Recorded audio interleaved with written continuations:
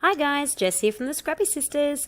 So today I am creating a little beach layout. It is very similar to another layout I have made, but it is a little bit different. What makes it even more similar is that I am using the same kit, so the same papers and supplies. So if you watch my videos regularly, you will think that I have pretty much scrap lifted myself here. It is a little bit different though, so hopefully you can bear with me. I also apologise for the ridiculous camera angle we are on. I accidentally pulled my phone charger cord that is connected into my camera at the moment. I do notice really soon though, and it goes back to normal. So what I am doing is I wanted to make quite large scallop circles to make into a scallop design. And I don't have a the diamond press that I have is perfect, but it didn't make circles large enough, and I don't have a big shot or a different kind of die cutting machine. So I am tracing circles and hand cutting those out. So you can see there how many circles I made and how many I had to hand cut out. I'm now, because I traced the circles, a couple of them had grey lead edges on them, and I couldn't be bothered rubbing them out, and I thought just putting a bit of Mementos ink to make a really nice border might just add a little bit of something and give the scallops a little bit of a pop. So I do go ahead and put ink edging around each of those scallops as I put them down. So I'm just putting 3 across the page, and this top one I'm trying to line up as perfectly as I can with the top edge of the page so that I don't have to cut too much scrap off, because I love the size that the circles are. I've measured to make sure that the amount of circles I've cut all fit perfectly, going vertically down the page. I do put them a little bit overlapped next to each other, side by side, and a tiny bit overlapped underneath each other, just to sort of give that feeling of crashing waves or connection there between the scallops. So as I decided to start sticking them down and just do the edges one at a time, because I was a bit keen to get going with the layout, and I knew that after hand cutting them all out and tracing them all, to then have to go through and hand edge them all was going to be a little bit of a pain. So I decided to do them as I went, just so I felt like I was achieving something. So I just put in a bit of a process shot, because I didn't think you needed to see as I stuck each and every single one down. You may have noticed that I did drop the ink a couple of times on the 12 by 12 page. So if you are going to do something like this, I do suggest moving your white base page away and doing it over a different surface, so that if you drop the ink container, it doesn't blotch onto your 12 by 12 backing paper, because that was a bit of a pain. So I gave the scallops a little bit of dimension by just giving them a bit of a bend and a bit of a squeeze, just to have them pop out just a little bit. And I'm now having a play with the branding strips that came off those same pattern papers. So on each side of the page, I'm going to put one of the plain teal or greeny blue backing branding strips down, and then the other collection had some beautiful sayings on the packaging strips, on the branding strips, and they were, things about finding paradise and things like that. And because this is a beach layout and we are currently on holidays in the photograph, I just thought they were a perfect addition to the page, and it's just a really cute way of adding an embellishment. So I know you can hear in the background my little man. I promise he's not grumpy. He is just singing and talking and just telling you all about it. So don't worry if you hear a little man and he sounds like he's being cheeky.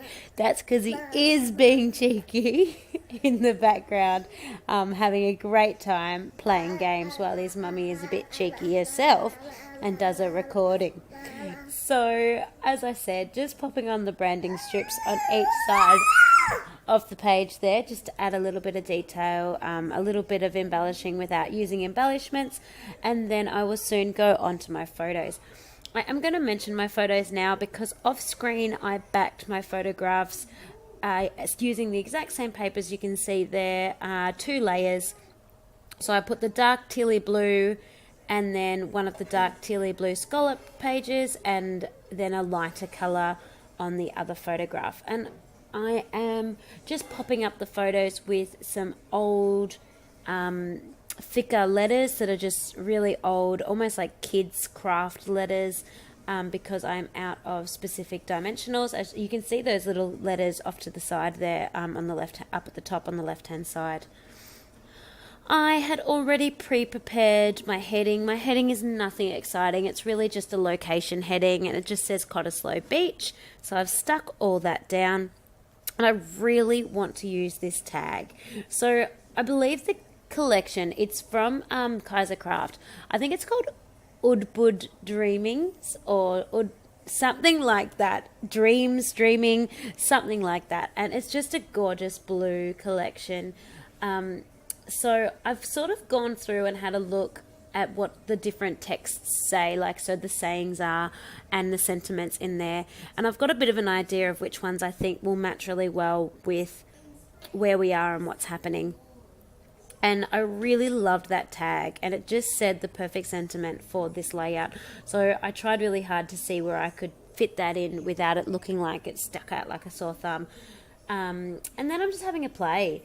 I have used that journaling card, and I've mentioned this before. I don't do handwritten journaling on my pages, so it doesn't bother me that I've lost 3/4 of the card underneath the photograph and that all you can see is the happiness is section, because I know that I'm never actually going to do handwritten journaling onto my page anyway. So that part of the card is a little bit of a waste for me to use. So there was no point in cutting it off and saving it. If it was like a gift tag or something like that and I only wanted the top end sticking out, I probably would cut off the bottom half of the gift tag and save it for something else, because that is usable for me. But journaling cards are just if I had beautiful handwriting, then it'd be a different story, but unfortunately no. So just having a play, just sticking some things down, using double-sided tape, using some foam tape just to add dimension. If I want things to be stuck on top of the photos, I then need to use the foam tape, because the photos themselves are stuck up on foam. And I do that on purpose with the photos, just to give them a little bit of dimension and to help have them stand out from the page and be a bit more of the focus on the layout. If I'm putting the embellishments underneath the photos, then they just stick with double-sided tape flat down on the page. I realize a lot of you guys already know this, but just in case there are some new to scrapbooking people watching, might be a helpful piece of information to find out. Anyone that makes their own videos knows that it's sometimes a bit of a challenge to talk for 13 minutes about what exactly you're doing. It's pretty self-explanatory when you watch what's happening. Hopefully a lot of our regular viewers are tired of the sound of my voice and have worked out they put me on mute and they listen to music or something else in the background and they just have the visual going. Because I love watching other people's scrapbooking videos. It's just such a great way to get inspiration and get ideas. I don't find that I'm creative enough to design my own scrapbooking layout straight from off my brain. I need to look at YouTube videos. I need to look at Pinterest. I need to look at Facebook groups. I need to look at Instagram. I don't necessarily copy every single tiny bit from somebody else, but it just gets those creative juices flowing, and I think that is so perfect, and that's why I love so many people having YouTube accounts. And so hopefully the Scrappy Sisters can also do that for you guys that are scrapbooking at home as well. So anyway, carrying on. This photograph, as I said before, is my son and my husband and I. We were on holidays to Perth, and we went on a day trip to Cottesloe Beach. We actually didn't. We went on a day trip to Fremantle, and on the way back to where we were staying in Scarborough, we thought we'd stop at Cottesloe Beach, and it was actually really mean of us to do that, because my poor little boy, we hadn't taken his bathers because we hadn't planned on going to the beach, and he so desperately wanted to get in the water. He just thought it looked so much fun, and we wouldn't let him because he was in his clothes. And so he was reaching for it. He was stamping in the waves. We did let him get as wet as possible without being drenched in the car, because he did then have to sit in the car from Cottesloe to Scarborough. But oh gosh, he had a blast. Luckily, Scarborough's beach is beautiful as well. So the very next day we took him down for a swim at the beach in Scarborough. But you can't go to Perth without stopping in to visit Cottesloe Beach. It's just beautiful. So shout out to any Perth people and Scarborough people and Freo people and Cottesloe people and anyone like that that is listening. Your side of the world, your side of the country is beautiful. What am I doing now? I've put on some twine to add to that tag. If I'm going to use a tag on a layout, I will pretty much always put on a little bit of twine or a little bit of something. It helps signify that it's a tag, but it also just adds a really cute special lift to the page, which I think is just lovely. And I think I'm almost done. I'm now just working on this middle cluster, putting on my last few bits and pieces. I do sometimes do things a little bit harder than they need to be. I stick things down in the wrong order, and then I have to like fiddle in underneath them. But it is a visual thing for me. If I need to see the spacing of how things are going to all fit together. So I don't mind. The difference between my sister and my scrapbooking is she can do things in about a quarter of the time it takes me to do my scrapbooking layouts. But we both love it that doing it in our own way is just perfect.